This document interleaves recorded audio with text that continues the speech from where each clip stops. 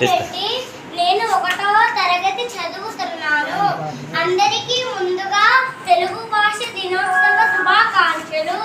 తేని లొలుకు భాష మన తెలుగు భాష, అమ్మదరం నిండిన కమ్మనైన భాష మన తెలుగు భాష. ఆగస్టు 29న ఈ రోజు ఒక ప్రత్యేకత ఉంది. గిడుగు వెంకటరామమూర్తి పంతులు గారి పుట్టినరోజు.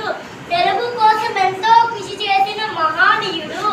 పాలు కన్నా, పంచదార కన్నా, తేనె కన్నా తీయని భాష తెలుగు. రాతలో అతి సుందరమైన భాష తెలుగు.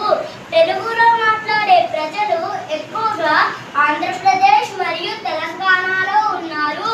దేశ భాషలందు తెలుగు లెస్స అన్నది వినే ఉంటారు. దీన్ని బట్టి తెలుస్తుంది తెలుగు భాష యొక్క గొప్పతనం.